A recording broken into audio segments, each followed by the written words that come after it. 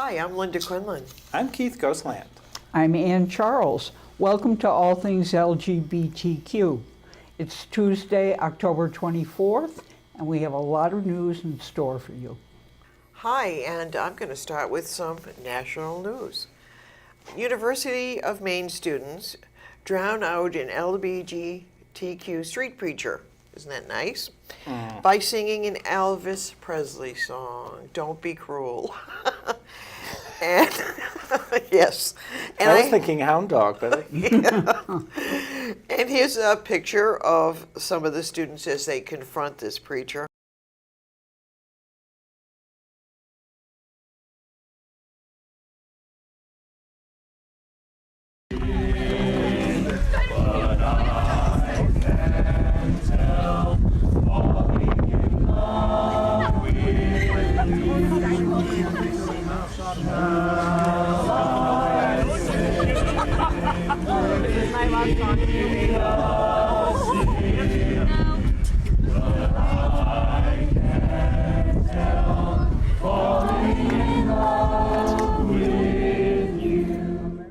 And I guess somebody called the police, but they refused to go when the police came and gave the policemen quite an argument about, their right to demonstrate against this preacher. So it's Are you doing headlines pretty now? interesting. Okay. Yeah. And then the Christian values voters and Jeff Mator, Trump's Judicial Committee, Roy Moore, Rand Wicker, a very sad story about an 8-year-old boy. Captain of the military Army swim team, John Kim, comes out as gay. There is a lesbian line developing in the TV soap opera, The Young and the Restless. Michael Friedman, 41, dies of AIDS. Battle of the Sexes movie. We need to protect our spaces from misogyny in the queer community. Madison, Vermont priests. Madison, Wisconsin. Wisconsin priests get directions on funerals for LGBTQ people. I was going to say Madison, Vermont, a new community of which we... There might have been one too. It becomes the 252 Club.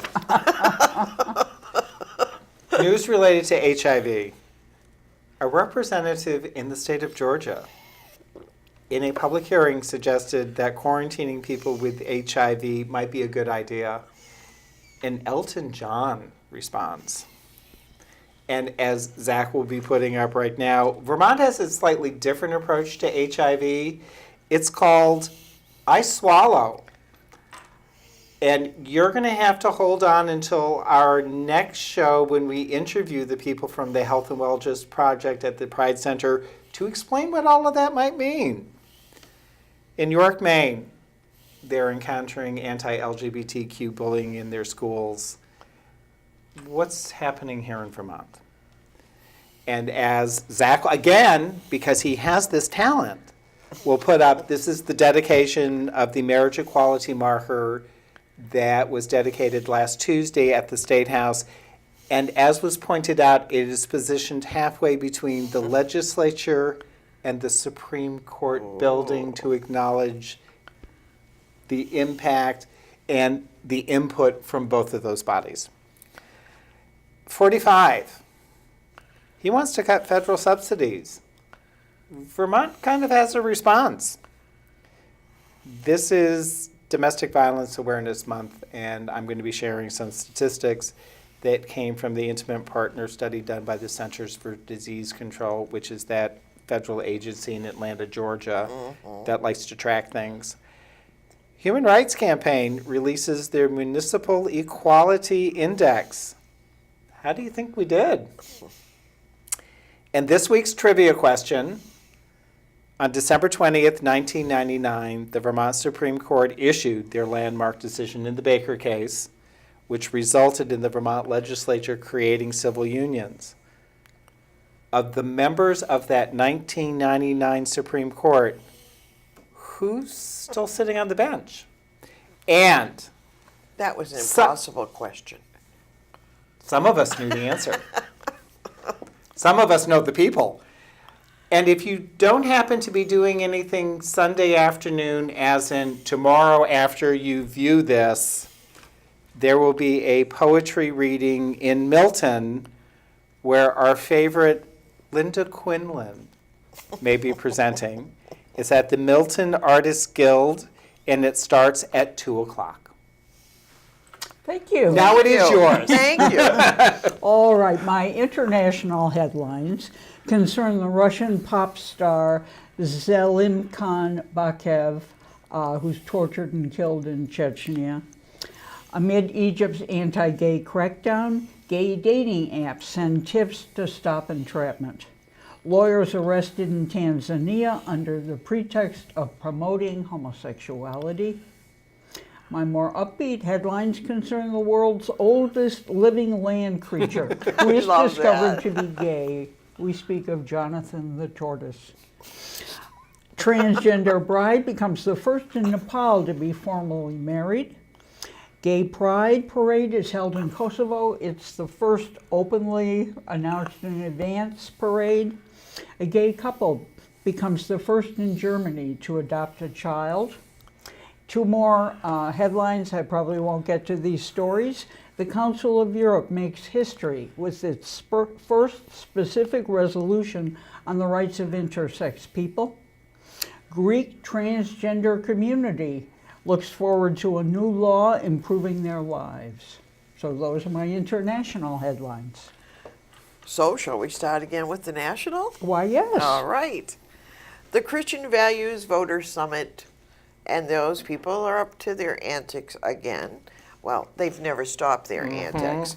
And now they're thinking up new strategies, and one is to divide and conquer. They want to separate the T from the LGBTQ community. It is their latest in a long list of signs that the Trump administration was never on our side, if anybody thought that they ever were, including that LGBTQ people should be able to be fired just for being who they are, that trans people should not serve in the military, and that the rainbow flag should never be allowed to fly on federal land. And those are just to name a few. The gathering of this right-wing group at the Values Voter Summit included anti-LGBTQ and anti-Muslim speakers, as well as written material, which they all got in their little swag bags that they carry around. Is that like your complimentary gift bag? Yes, it's like your little gift package. Here is your cape. Here's your, Yeah, Okay. and so they all got one, and they were distributed to all the attendees. And Kilgannon said that if you separate the T from the alphabet soup, we will have more success in separating the LGBT community. So, Which is what we suspected. yes, yes, we did. And, you know, I have another story about Ron Moore, and he was also at this lovely Roy Moore? event. Roy Moore, who was also at this lovely event. Apparently, he was incognito. Well, you know, he should be. Jeff Mater, Trump's judicial nominee for district judge in Texas, freely admits that he discriminates against LGBTQ people. We need to stop his nomination, but it seems unlikely since most of Trump's appointees for judicial positions have gone through. So this will be another deplorable sitting on the bench who will probably, he's in his 40s and probably will live to be 90. So, you know, like everybody keeps saying, we really need to watch these appointments and try to do something, although there doesn't seem a whole lot we can do. Roy Moore, who is running for Senate from Alabama, I'm over here shuddering. was also at the Value Summit in D.C. And he said that people need to get back to God. As Chief Justice of the Supreme Court in Alabama, he advised the state to ignore the Supreme Court's decision in favor of same-sex marriage. He was also the man, as you remember, put up the Ten Commandments and was forced to take them down. And so he's running for Senate. Let's keep an eye on that race. I heard it's fairly close with Doug the Democrat, Jones is his but opponent. Yeah. but let's get out there and vote if you're in Alabama. You're carried in Alabama? We could. We could go down. We could be. But we're distracting you. Yes. Yeah. As usual. There's a new poster campaign in New York City subway saying it wants more love for trans life. Oh. Brooklyn-based black activists try to raise awareness of poverty in transgender lives by putting up posters on the subway. So now we will move to Keith and some local news. Just some fun stuff. So the Georgia State Legislature had a public hearing relative to HIV and AIDS, the need coming from their epidemiologist for more resources. Representative Betty Price, and if the name sounds familiar, yes indeed, this is the wife of Tom Price, who most recently resigned as the U.S. Secretary of Health and Human Services. One of the multitudes to A leave. deplorable. Yeah. By any other They're name? Mrs. traveling Deplorable. they're traveling in packs now. She was advocating quarantining.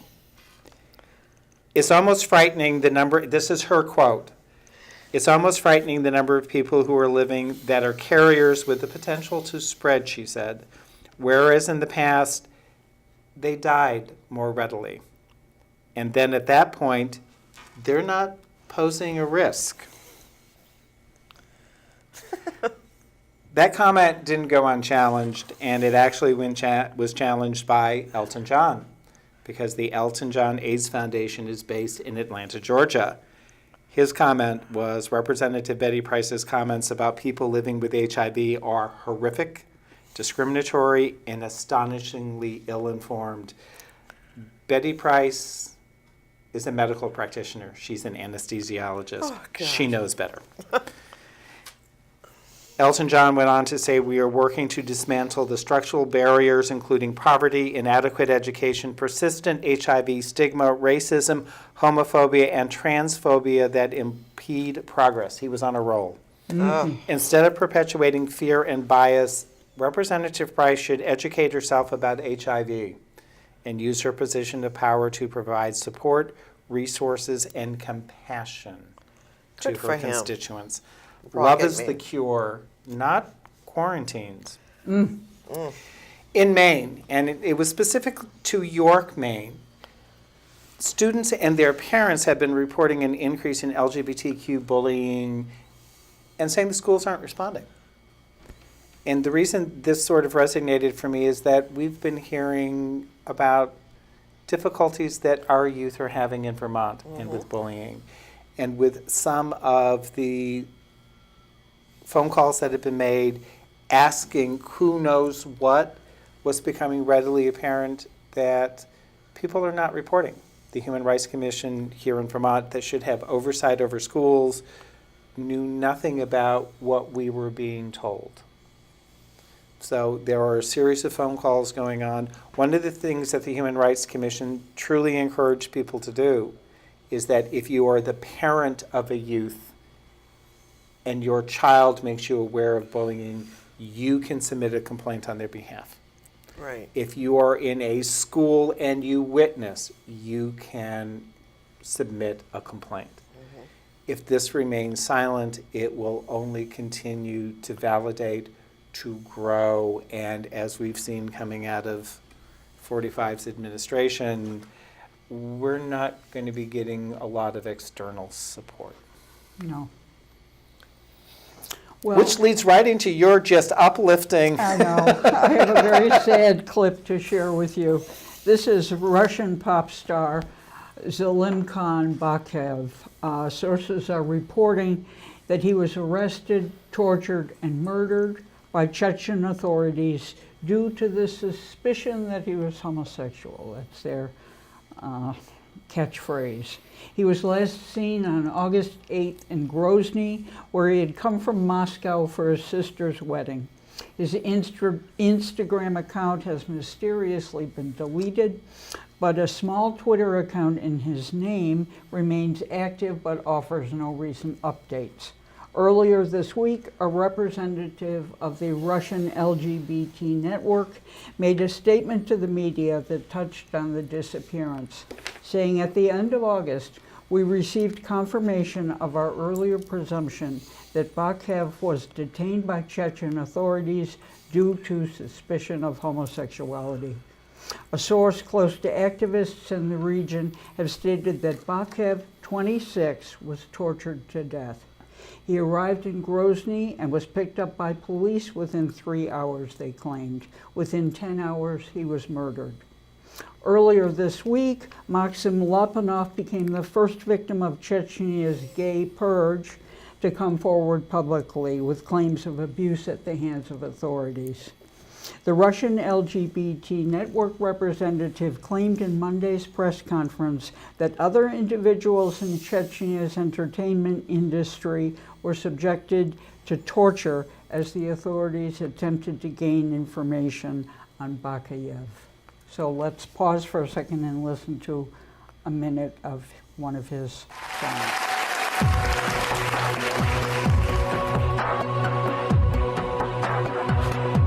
صدقتي عنينا حيبرجي غيغا قاحة أميرزا حوزينا دور دايا خاكيوغات ديشا چوغيغا حولي خوش أسني قشدور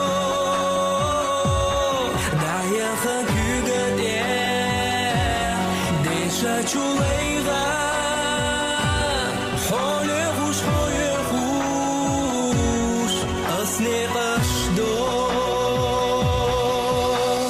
یا خرق حدوش تگاس الله احقت دوخنا ساجي مدود هنسى أمسوء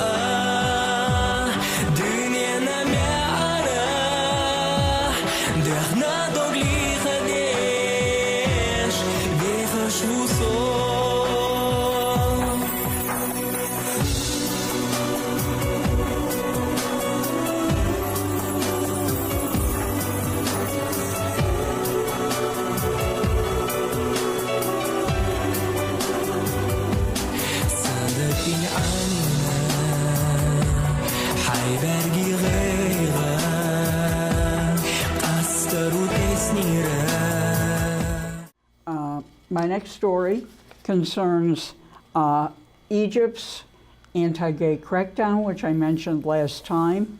In response, gay dating apps send tips to stop entrapment. They're sending users tips on how to protect themselves. As we recall, the rainbow flag was raised at a concert headlined by a Lebanese rock band with an openly gay lead singer. That triggered a crackdown. Since the concert, more than 70 people have been arrested. More than 20 have been handed sentences ranging from 6 months to 6 years, according to the Egyptian Initiative for Personal Rights. US-based gay dating apps like Grindr and Hornet, used by millions globally, have provided Egyptian users with safety tips in Arabic. Some of Grindr's tips include letting people know where you're going before meeting someone, checking if you have mutual friends, and trying to meet virtually first through video so you know who you're meeting. This could apply to U.S. Yeah, really. hookups also. While homosexuality is not outlawed in Egypt, as we know, discrimination is rife. Significant percentages of gay men in the Middle East find online is a safer way to connect, said Sean Howell, president of Hornet. We always send out messages like this to users who are in places where there's an elevated level of risk, said the executive director of Grindr. In Tanzania, a group of lawyers and activists convened in Dar es Salaam, and the Tanzanian police raided the October 17th workshop at the Peacock Hotel, and 13 lawyers and activists were arrested for, quote, promoting homosexuality. The meeting had been organized by the Initiative for Strategic Litigation in Africa, a Pan-African organization whose mandate is to advance women's and sexual rights. It wasn't even about homosexuality. Its aim is to explore the possibility of mounting legal challenges to the government's ban on drop-in centers serving key populations at risk for HIV, as well as the ban on importation of water-based lubricants, an essential HIV prevention tool.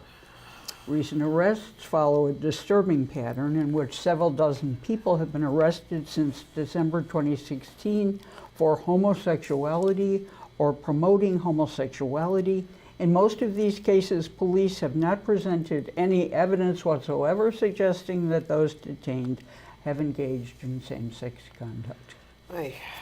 That's my disturbing news from the international And on front. to the national. Tell me you've got some celebrity trash. I do, but a little later on. Okay, I'm waiting.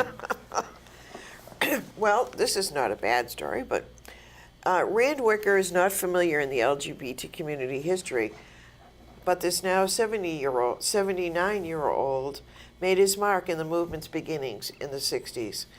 Many assume that the first organized protest for gay rights was in 1969 in front of the White House. But 7 months earlier, he and 9 others were protesting in front of the U.S. Army Induction Center because of the violation of gay men's draft records and that they were not being kept confidential. He was also the roommate of Marsha P. Johnson, a transgender woman of Stonewall fame and of the new documentary that's out. Are we sure they weren't demonstrating against how unflattering those uniforms were? No. Nobody looks good in that shade of drab. No, it's all very boring Okay. color. Yeah. All right. And then Michael Friedman, 41, has died from AIDS. He was a much admired composer and lyricist. He was best known for his play Bloody Bloody Andrew Jackson. And he found out he had HIV only 9 weeks before he died. This is a tragic reminder that AIDS is not over. And it's vital that you know your status and that you get treatment right away. Apparently he had lesions and stuff, and he didn't get help soon enough. He was And his friends didn't want to say anything to him. because they didn't know whether didn't it was wanna AIDS or you know intrude. what. So he died. I'm So going to let you die rather than being embarrassed. I guess. I Okay. guess. And then there's a very sad story about 8-year-old Gabriel Fernandez, who was murdered by his mother and her boyfriend because they thought he was gay. They did a lot of really horrific things to him. A few are they put cigarettes out on him, they put him in a box. It's the They stuff made of him true eat- horror stories. Yes, they made him eat kitty litter Mm-hmm. and his own vomit, and finally, inevitably, they beat him to death. And his 2 siblings were in court talking about, they were older, talking about the horrific acts and testifying against their mother and her boyfriend. And so they have to live with this also for the rest of their lives. And it was a very, very, very sad story. And I don't know.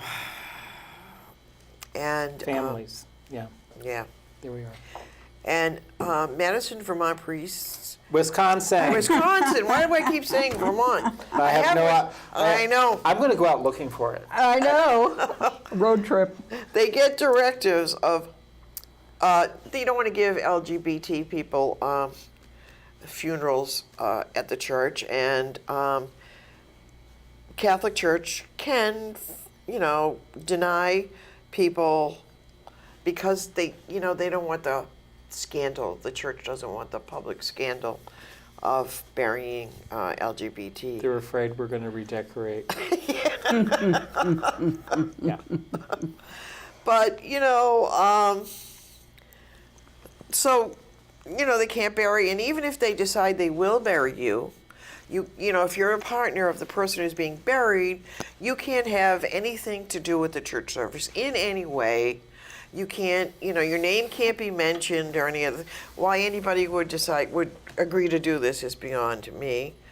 But, they don't want any of the partners or anybody to play a prominent role in the funeral at all. And even in the, like the obituary, can't have the name of the partner in the obituary either. So, Love that Catholic Church.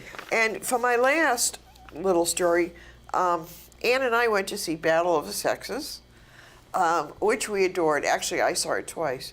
We really, really liked it, and there were some very cute and very, love scenes, and it was very lesbian.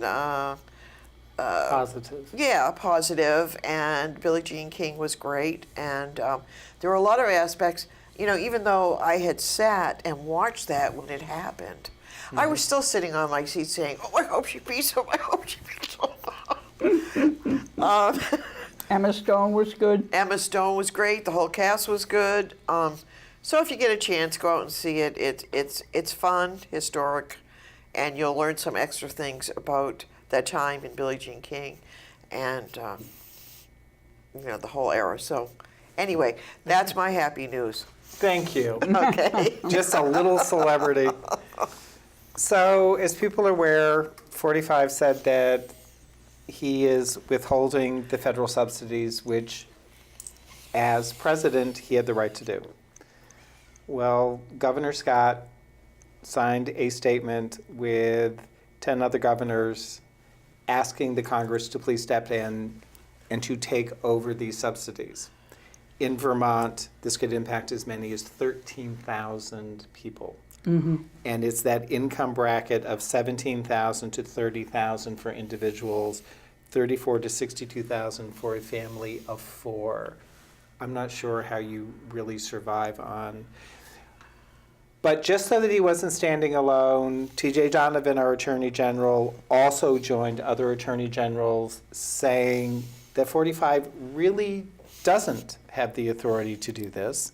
That is part of the Affordable Care Act, and part of the initial appropriations of these monies was a guarantee that they would provide subsidies. So it'll go to court, obviously. Oh, But what will absolutely. happen? Will the money be taken away between? Well, one of the pieces that kind of got missed in all of this is that they've already put things in place for 2018. Right. So this is 12 to 24 months away. Okay. This is not something that would happen immediately. Okay. So, So there's time to go through the courts, hopefully. there is time for the Okay. court process. And you could also ask for an expedited judgment based upon the impact. Right. The other thing that happened is Attorney General T.J. Donovan also joined in the suit opposing the transgender ban in the military. We had said on previous shows that he was looking at joining this, but really needed to hear from Vermonters that it had an impact. Yeah, he did. So this is Domestic Violence Awareness Month, and I wish that I had some really positive things to say to you. The Centers for Disease Control released their statistics from the Intimate Partner Violence Act. If you thought you were at risk, you were right. 44% of lesbians and 61% of bisexual women experienced rape, physical violence, or stalking by an intimate partner, as compared to 35% of heterosexual women. 46% of bisexual women have been raped, compared to 17% of heterosexual women. 40% of gay men, bless you, my child. 40% of gay men, 47% of bisexual men have experienced sexual violence other than rape, compared to 21% Wow. of heterosexual men. within our community, transgender women and bisexual women are experiencing the greatest degree of intimate partner and sexual violence. Wow. And then that's compounded by people who identify as First Nation Native American and those people who are people of color. We really don't talk about it. It's really time we do. It's time that we acknowledge that we're really not being acknowledged in this process. We deserve services and we deserve support. Human Rights Campaign, they released their Municipal Equality Index. We had several Vermont communities that were listed. There were 10. And it was on a scale up to, you could get up to 100 points. Uh-huh. The community that got the most was Burlington. Oh. I'm shocked. Oh, me I'm too. stunned. Me too. They got 82. Oh my gosh. At the bottom of the list, with a 36, was Barry, Really? closely followed by Rutland that had 37. Wow. And Anne's going to have comments, but looking at what they were trying to gather for information and how they awarded points and they did the ratings, where I think Vermont communities lost points is they were looking for human rights commissions on the municipal level. We have it on the state level. They were looking for transgender inclusive healthcare benefits. And again, State. that's on the state level. They were looking at it being guaranteed for municipal employees. And an LGBTQ liaison both in the mayor's office and within law enforcement. And as Anne is trying to pursue, Uh-huh. you know, we have liaisons to the mayor in Montpelier. We have liaisons working with state government. They did not seem to be acknowledged. No. And So we with would that, like them to be oh, acknowledged. absolutely. And if I may, I thought, Well, I'm turning this over to you now. well, I thought Montpelier got 24 points. I looked at it quickly. 45. Oh, Montpelier was sort of in the middle. okay, okay. Well, Ann, you're going to straighten this out then. Well, we're going to pursue it. Okay. It's a group effort. And speaking of groups, Well, I have happy news for this segment. There are 3 stories that cheered me up. One involves Jonathan the tortoise, pictured now on your love screen. that. Tortoise. He's a tortoise on the British territory of St. Helena in the South Atlantic, which is why I get to do this story instead of my colleague. there was competition. Yeah. He's thought to be the world's oldest living land creature at 186 years, and he's also gay. The governor of St. Helena Yeah, was he's adorable. presented with what they believe to be a female tortoise named Federica in 1991. This this tortoise was presented as a possible mate for Jonathan. For the past 26 years, they've been inseparable. But a recent examination of Federica found out that she's probably a male.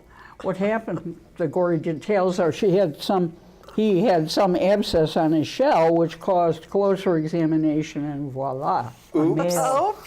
It had been hoped that the pair would mate when they were introduced, but no offspring has ever They've been trying. produced. It seems that is the explanation. Jonathan is something of a star on the tiny island in the South Atlantic Ocean. He's featured on tourist posters and even appears on one of the island's coins. He's thought to have hatched in the 1830s. I wonder how long do they live like? Can they live to be 500? Well, do you he's think, or- 186. I I don't know. know. I imagine. We want T-shirts. I want that gene. Yeah.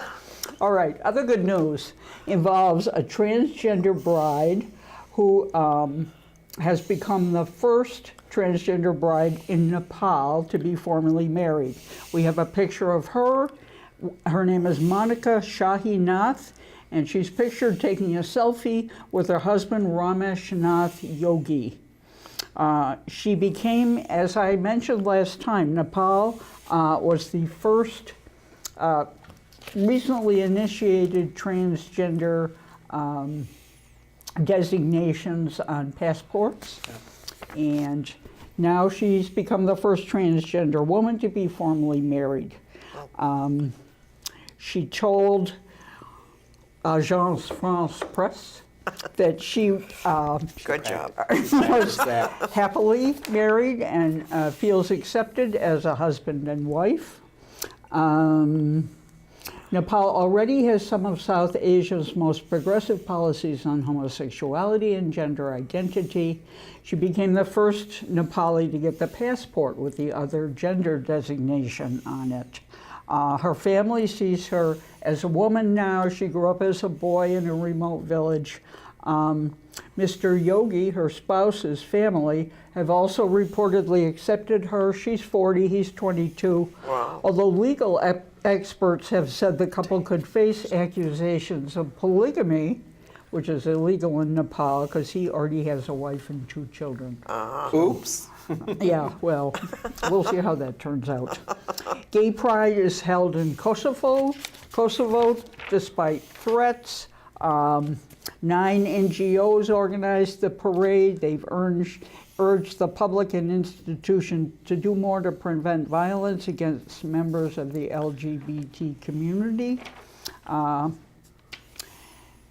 There's been hostility, death threats, but they marched. We have actually received threats from people. Pristina being the capital of Kosovo, resident said to accept everything regardless of gender or sexual orientation. That is why I'm here. So now the last happy story of my segment, although I have more. A gay couple becomes the first in Germany to adopt. Now you may recall last show we heralded the arrival of same-sex marriage in Germany, a happy eventuality. We pictured the 2 spouses kissing. I erred in describing them as being married for 38 years. Actually, they'd been involved for 38 years, so let me correct that. There was a nuptial kiss that was pictured. Now we have a picture of the 2 same-sex adopted parents. Their names are Michael and Ira Korok. They've called adoption rights a huge win for same-sex couples in Germany. Interestingly, well, they adopted a 2-year-old Maximilian. They've been raising him, but now they can formally adopt him. And an interesting aside for this story is we may recall that Angela Merkel decided to step back on same-sex marriage. Correct. She says the reason is that she reversed herself on the issue after she met a lesbian couple in her district who had fostered 8 children. Cynics say that she allowed the vote to proceed because she didn't want to have it be an issue in the September election. But take your pick. I think I'll go with the first one. It's much more of a human interest. I would say story. based on the Vermont experience, it's the person-to-person contact that brings sometimes about change. changes. Yeah, very true. Yeah. Well, Okay. I can continue. Yes, hey, one more story. I think One we more? have time for. Okay. Which one do you want to do? Well, let's talk about Greece, if we may. Okay. A new Greek transgender law has been passed that allows Greeks over the age of 15 to change the gender listed on their identity cards and other official documents at will, following a simplified procedure in court. Until now, those wanting to change how their gender is officially defined had to prove they had undergone sex change surgery and psychiatric assessment. Actually, the bill was met by vociferous opposition. Alana Kurapau, who spent 30 years as a sex worker, said that, and is transgender, Simple everyday transactions, from routine bank visits, buying public transport tickets, to picking up post office packages, led to traumatic experience for transgender people due to their documents. Traveling is fraught with humiliating delays, with border police sometimes suspicious that the passport or ID had been stolen. Documents, and in particular the ID card, are very important means to practically be able to resolve many things, said another 28-year-old transgender activist. She said bids to rent a house often fell through when identity documents were required.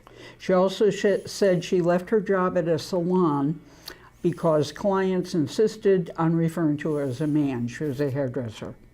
Our community is very happy, and this is a huge step, she said of the bill. It is a step that I consider should have happened a long time ago because problems that we face as trans people are massive. The main remaining issue is more education about trans people in schools, she said, so that people can be more at ease, for trans people not to be viewed as something surreal. We are real, we are here, we have always been here. Yeah. So that's news out That's of a Greece. good one. Thank you. Thank you. Now, are we going to do the interview? I would like to introduce an interview conducted by our colleague Keith with the Safe Space program of the Pride Center. Their two representatives are Katerina and Julia. Hello. We are on the road this week, and we are at the Pride Center of Vermont in Burlington, and we are interviewing Katerina and Julia from the Safe Space program. Hello. Welcome. Thank you. So first and foremost, thank you for letting us come and interview you. Safe Space. So you have a service to provide to our community, and what might that be? Yes, thank you.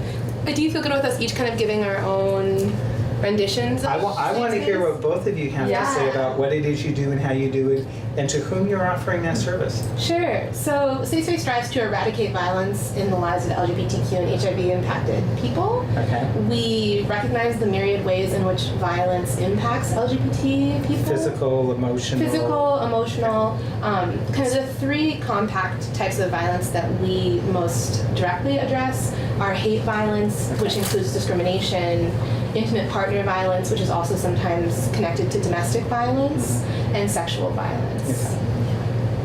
Yeah, and You agree with all that? Yes, wholeheartedly. And I like to think of it as like a social service and social change organization. So part of it is supporting people one-on-one who have experienced some sort of violence, bias, discrimination, and that can look like a lot of different things for each different person. It's very much like whatever the person who comes to us needs and wants, they kind of drive the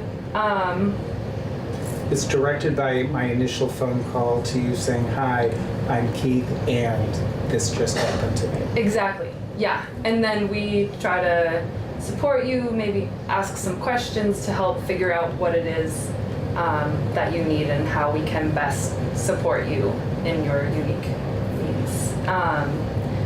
And then the social change part of it is more focused on education and advocacy. So going out to different groups, organizations, talking to people, trying to broaden people's understandings of LGBTQ identities and create safer, more affirming places. Now, you just recently were involved with a training for sane nurses, correct? Yes. Okay, and that was an outreach just to let them know that someone who identifies as LGBTQIA, whatever, these are some of the unique issues that they may have to which you need to be able to respond. These are the unique dynamics of. So were they receptive to that? I thought that group did seem receptive, and I think a lot of times people might not know what they don't know or Exactly. recognize that they need some gaps in their knowledge filled in. Like the nurses haven't necessarily been taught since the beginning of their schooling that just because someone has an F for female on their paperwork that means that they have certain characteristics of their bodies, and so trying to like help undo some things that people have been taught for. Or if all of your relationships have been same gendered and then all of a sudden you're sexually assaulted by another gender, there's a lot of implications. Yeah. And physically there's an entirely different response to that. Mm-hmm. So to whom else have you provided training? My guess is that you go wherever you are invited. But Yeah. who's been inviting you? Yeah, some different colleges. I most recently have, for the past like 6 months, I guess now, have been working on our grant that I think you want to talk about. We'll get to the grant, yes. So I've been mostly doing trainings with other anti-violence organizations to make their services and staffs more knowledgeable. Yeah, Now, does the grant flow into that? yeah, that's Okay. what. So tell me about the grant. Okay, sorry. No, you're doing great. You're doing great. She's answer sitting all here the and just things smiling, after. saying, "I can just look pretty." Yeah, for I you." love this woman. I think you're fabulous. I love hearing you talk about your work, about our work. Okay, so tell me about the grant. Who is it from? Okay, so we got a grant from the Office of Violence Against Women. Okay. And The Office Against Violence Against Women, that's a federal? yeah, That's it, it's okay. through the Department of Justice. Okay. And so they gave us, or we were awarded a $300,000 grant in partnership with Migrant Justice, HopeWorks, Women Safe, and Voices Against Violence. And the All of those seem like they're allied organizations, but they may be in the same need of training that the same nurses were. But Yeah. So a lot of those organizations, most of them already do have at least some basic LGBTQ knowledge, and some of them are serving LGBTQ folks in like very well-informed ways. And we're just trying to figure out ways to kind of strengthen and deepen and make those practices more like part of their institutional structure of the organization. it's something that they would be doing automatically versus Yeah. having to go out and look for or create something. Yeah. You've got something here, it's usable. Yeah, so the grant is twofold in that part of it is to create a network of support for migrant farm workers in Vermont who have experienced sexual or domestic violence, which will also spread to like, how can we as organizations better serve undocumented folks in general? How can we serve? As I interrupt you, because I remember there's been some recent high-profile cases where there were indications of trafficking. You know, if you will provide sexual services to my friend, then I will do this in exchange for you, or I'm not going to charge you rent, whatever. Yeah. So I can imagine that's in this current era and with this current federal regime, if I'm an undocumented immigrant worker, I'm going to feel particularly vulnerable and as though I don't have a voice, and I really Yeah. can't say no. There's really not a lot of resistance that I can do. So how does somebody find you? You know, I'm taking it that people don't traditionally just walk in the door and say, "Hi, I need your services." Yeah, so we're hoping that those who are watching now will know that we exist and will Okay. tell people that we exist. A really incredible opportunity for us to be sitting here with you today is that a large part of this work is gaining community trust. And in working for LGBTQA and HIV impacted people, we are dealing with people who are most You do really good at impacted. rattling off that long list. Yeah. And it's okay every around week it gets a little Yeah. longer. Yeah. Yes. In serving the communities we serve, our communities are both the most impacted and are often the most invisibilized and marginalized. Right. And so that's why outreach is so imperative. And I think one thing that we do know about LGBT communities and communities who face oppression is that we are heavily reliant on each other and we are very innovative. And so one thing that Safe Space strives to do is to gain trust in the community, and through helping one person in the community, their friends know about us. And we have the base of the center, but we also are always striving to find innovative ways to reach out. Now, I understand that the Safe Space program has recently become a network program at the Vermont Network Against Domestic and Sexual Violence. So you're going to be included on their website as well now, in addition to just the Pride Center website. So I'm taking it that most people find you by sort of going online, and all of a sudden here's this phone number that says, Katerina, she's very nice and she'd like to listen to you. Please call this number. Is that, Yeah, is that traditionally how people sort of connect with your program? I think that's one of the ways, and Okay. we do a lot of like different outreach things. We've tabled at City Market and just Okay. like done different, tried to get out into the community in different ways. to say, Visibility, like, we here's our exist. card. Yeah, and going to other organizations and places that we train, also giving them pamphlets and information to pass out to their friends, to the folks that they work with. Kind of trying to like get the network out farther. And we do have several initiatives that we hope will heighten outreach through Legally, which is the Long Island Gay and Lesbian Network Collaborative. We have received some funding to have an awareness campaign around intimate partner violence, Okay. and so to let people know what intimate partner violence is. We're still doing framing about how exactly we would like to convey that information. Because but this is Domestic Violence Awareness Yes. Month, so yes, so that would be very timely. Yes, so that is something that's in the works for us, and we also have we are working in conjunction with the LAV, which is the legal LAV grant through the network, actually, is who connected us to the grant, and it's their legal initiatives offerings. And so through the network, we are able to provide free pro bono legal services to survivors, and we will be hopefully traveling throughout the state of Vermont, letting other providers know. And so we are going to really hit the ground running and try to let connected communities know that we exist and what we offer. The legal program that you're talking about is innovative, and it is the first time we have legal representation for the victim survivor. Traditionally, when you look at, if I'm in an intimate abuse situation, whether sexual, domestic, whatever, the state's attorney represents the state of Vermont. The defense attorney defends the alleged perpetrator.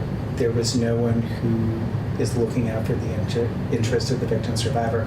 That's what the program does. Mm-hmm. And I mean, that is so phenomenal a step, because if you think about how disempowered you feel as that victim survivor, we're getting the 5-minute warning. That's so fast. I know. Yeah. It's because you're sweet and engaging. One thing I would like to add to that, though, that I feel Safe Space is really committed to, is recognizing the way that our communities are impacted by systems. Exactly. And so it's, you had mentioned, and Julia works so closely with folks who are undocumented, for instance. And someone who's undocumented might not feel safe with the police, might not feel safe with our legal system.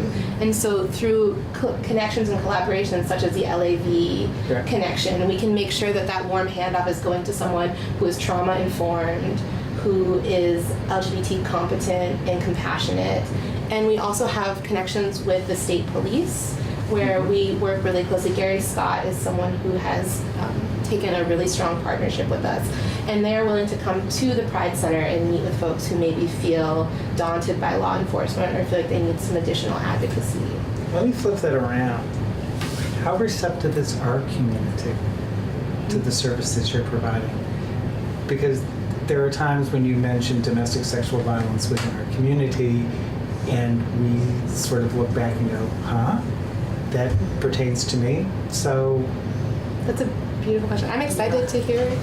Well, I had kind of been thinking about that a little earlier. I was like, oh wait, I want to make sure that we mention, just thinking about how hard it is often for people to like recognize something that they're experiencing as intimate partner violence. Like that term, if they're feeling that from someone that they love, in a lot of ways can feel so huge and daunting, and like there's no way that this could be what.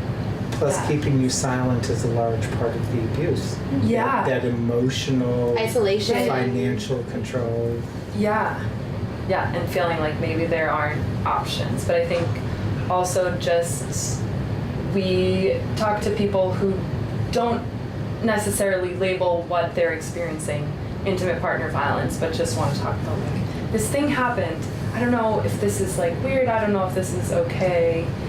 What do you think? And we can kind of talk through things. And explaining to the men's community that this includes you. You know, this doesn't discriminate. Anybody could be a victim. Yeah. So, as we're down to our last minute,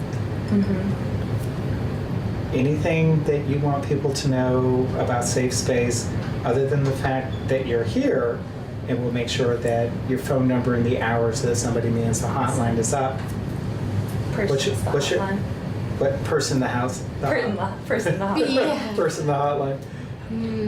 I think that, I identify as a survivor, and I feel really blessed that I get to work for the liberation of my community and those with whom I have a shared experience every day. And I identify as us being very survivor driven and focusing on those who are most impacted.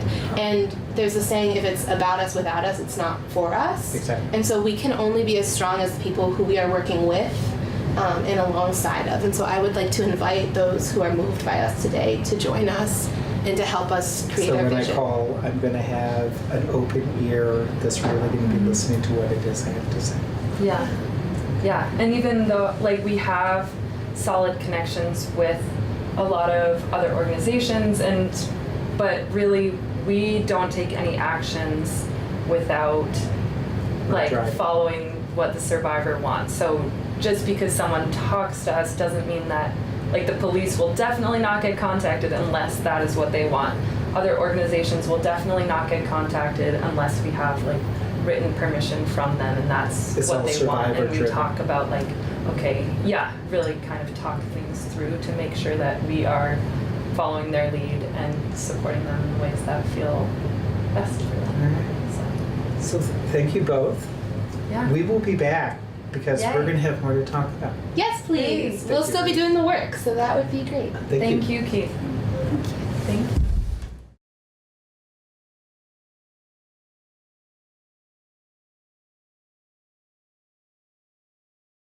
Thank you for joining us. We'll see you in 2 weeks. In the meantime, resist. resist,